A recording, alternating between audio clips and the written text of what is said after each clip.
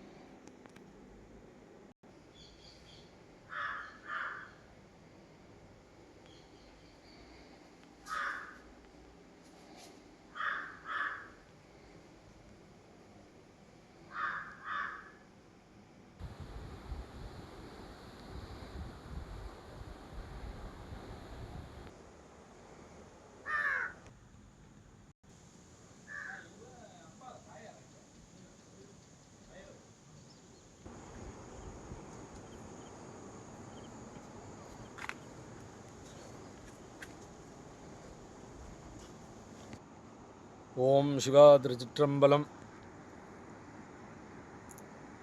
சிவா திருச்சிற்றம்பலம். திருப்பூர் மாவட்டம் மடத்துக்குளம் வட்டம் கனியூர் கிராமம். நமது சிவாலயம் கனியூர் சிவாலயம் மீனாட்சி சொக்கநாத சுவாமி, மீனாட்சி அம்மன் உடனவர் சொக்கநாத சுவாமி திருக்கோவில் நம்ம மடத்துக்குளம் வட்டம் கனியூர் கிராமத்தில் அமைஞ்சிருக்கு. ரொம்ப விசேஷமான ஸ்தலம். இந்த ஸ்தலத்தோட பெருமை மகிமை என்னன்னு பார்த்தீங்கன்னா, திருமணத்தடை கல்யாணமாகாதவங்களுக்கு சிறப்பாக இந்த சுவாமியை வந்து பிரார்த்தனை பண்ணி யாகங்கள்லாம் பண்ணி அபிஷேக ஆராதனைலாம் பண்ணிட்டு போனால் திருமணத்தடை நிவர்த்தி ஆகும். அதே போல் பண கஷ்டம்லாம் இருக்குது பாருங்கள், அதெல்லாம் நிவர்த்தி ஆகக்கூடிய ஸ்தலம் இது. ரொம்ப சுவாமி வந்து மனமாற அம்பாளை மீனாட்சி பிரார்த்தனை பண்ணிட்டு போனால் நமக்கு இந்த கடன் தொல்லைகள் வியாதி தோஷங்கள்லாம் நிவர்த்தி செய்யக்கூடிய இந்த ஸ்தலமானது ரொம்ப விசேஷமானது ஸ்தலம். சுற்றி நம்ம இந்த அமராவதி நதிக்கரையை பார்த்தீங்கன்னா, இந்த கோவிலில் பார்த்தீங்கன்னா அகழி ஓடுதும், மேலே ஒரு அகழி கீழே ஒரு வாய்க்கால், இந்த மாதிரி அமராவதி நதி தீரத்தில் விசேஷமான ஒரு பாறை மேலே மலை கோவில் மாதிரி ஒரு அமைந்த ஒரு ஸ்தலம். ரொம்ப பழமை வாய்ந்த விசேஷமான சிவாலயம். சோழ பேரரசு, விஜயநகர பேரரசெல்லாம் வந்து இந்த ஆதி காலத்தில் கிட்டத்தட்ட சுமார் 1000 வருடங்களுக்கு முன்பாக இந்த சிவாலயம் தோன்றியிருக்கு. வில்லேஜஸ்ன்னு சொல்லுவாங்க.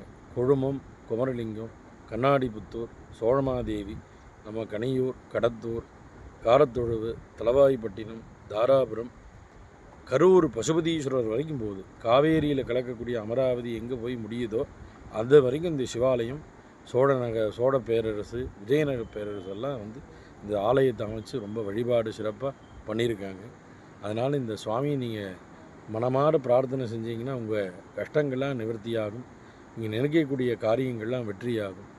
அதனால் நீங்கள்லாம் வந்து இந்த ஆலயத்தை வந்து சிறப்பாக வந்து ஒரு நாள் தரிசனம் பண்ணணும். அப்படி எல்லோரும் கேட்டுக்கிறேன். ஓம் நம சிவாய்.